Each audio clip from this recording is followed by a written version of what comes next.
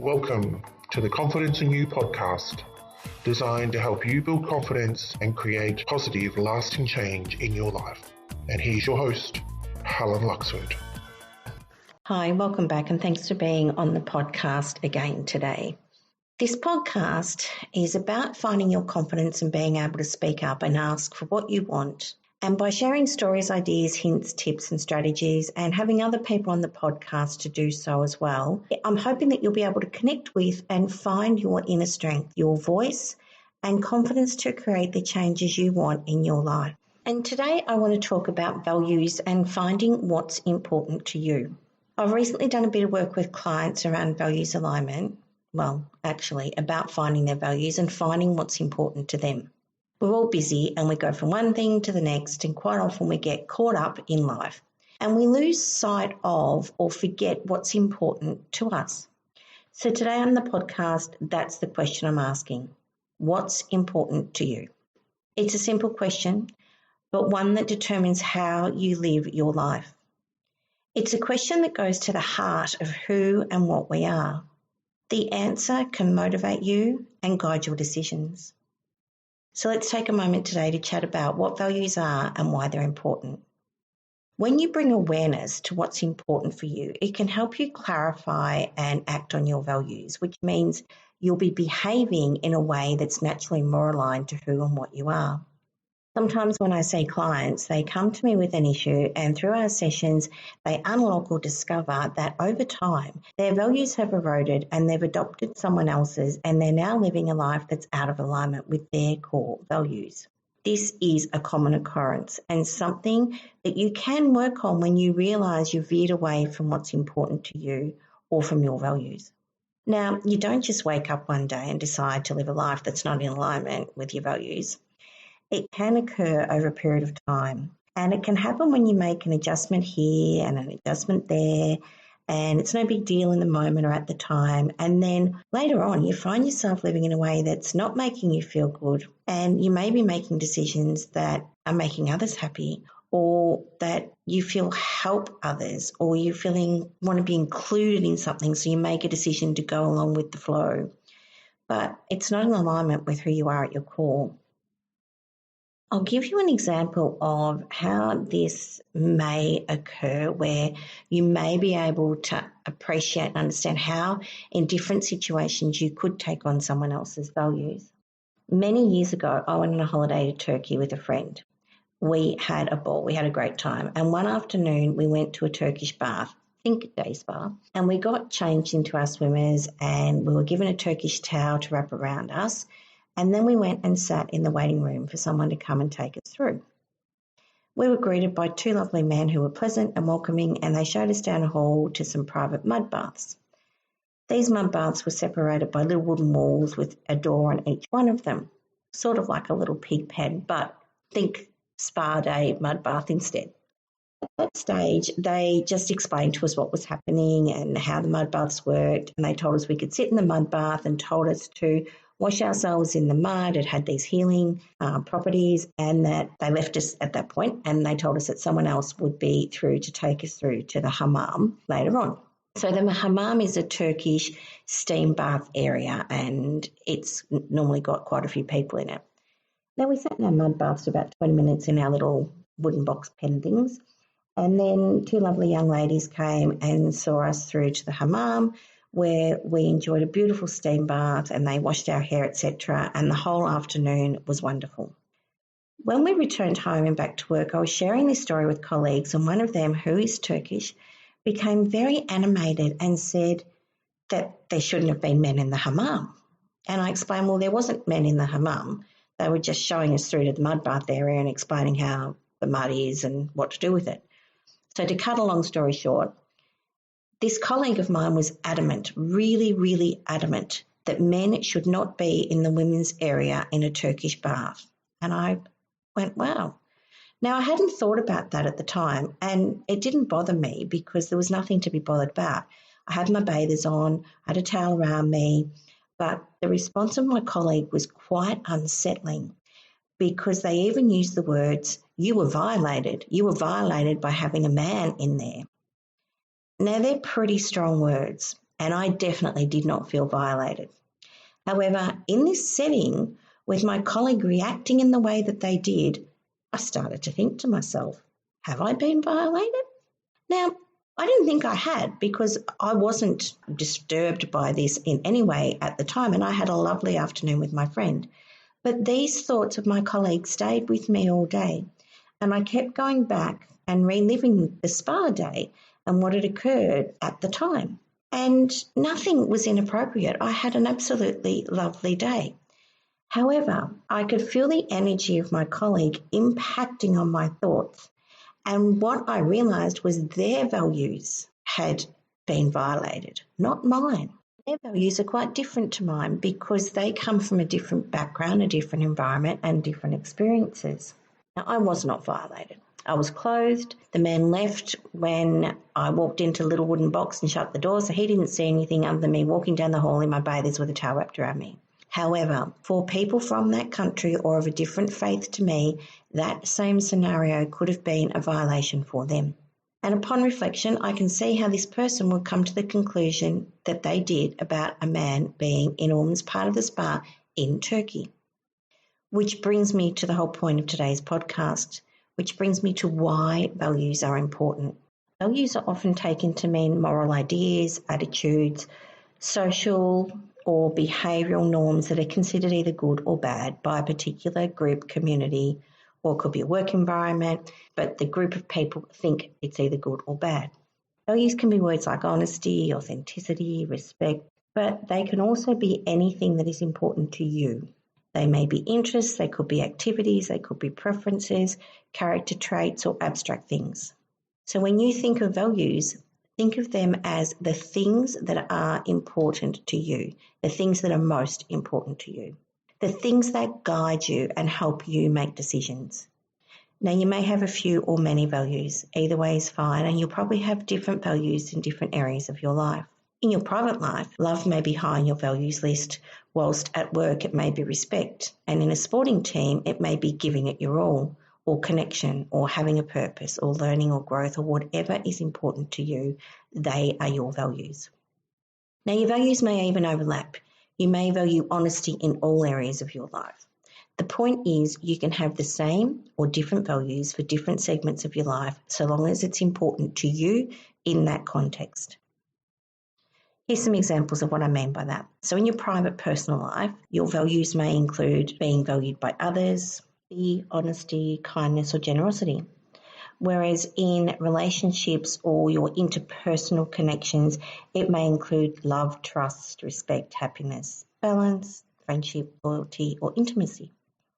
Whereas at work, it may be integrity or leadership or teamwork or career progression. And if you're with social groups or community, it could be a more broader reach, which may include social justice, charity, or environmentalism. Knowing your values and what is important to you helps you stay true to yourself and helps you focus on what you would like out of life. It helps you dream, create desires, imagine, and decide on a future that is right for you. Values help you focus, learn, grow, and develop. And it all starts with you knowing what's important to you, what do you want, and then living in alignment with that, with what is right for you. Values help you with your direction and finding purpose in life. They're kind of like a compass. So think about, when have you experienced something where it feels a little bit off or not quite right? Well, that's your values letting you know that it's out of alignment and it can help you make choices that are right for you. So if you're feeling not quite sure about that, your values are there saying, don't do it, and they can keep you out of trouble. Likewise, if you're feeling in alignment, you will want to move towards doing that thing. Your values are who you are, and they're linked to your sense of self, self-worth, and self-esteem, which ultimately links to your confidence, and they're essential for living and for your mental health.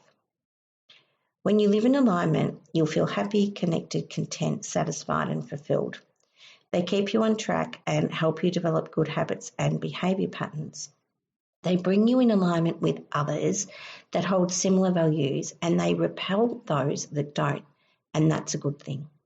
If you're an animal lover, then you'll probably feel out of alignment or even distressed hanging around and associating with animal hunters, and that's your values saying they're not your people. So they would repel you from being around those people. So when you're out of alignment or you're taken off course, this can cause you to feel stressed, nervous, out of sorts, or unhappy. Have you ever gone along with the flow of something in the group, even though you were thinking you didn't really want to, or you could see what was going to happen, or your gut was telling you to get out of there, but you did it anyway? That's not being in alignment with your values. All of those signs were telling you something. They're notifying you to move, to change, or to do something different. When your actions don't match your values, experience sadness, grief, lack, a drop in self-esteem, anxiousness, or stress. And if these things are left unchecked, where you continue to live out of alignment, it can lead to extended unhappiness or maybe even depression. So let's do a couple of quick steps now to help you find what's important to you and what your values are. Are you ready? I'll give you a few seconds here, or you can pause the podcast while you grab a pen and paper or open up your phone now to take some notes. Now, values are incredibly important and powerful, so gaining clarity on them is a good thing to do on a periodic basis, maybe once a year, because our values can change as we experience, grow and develop through life. So now let's define your values. We're going to go through a 4-step process quite quickly. The first step is towards creating and living the life you want. So step 1, start by thinking about what is important to you. What is really important to you?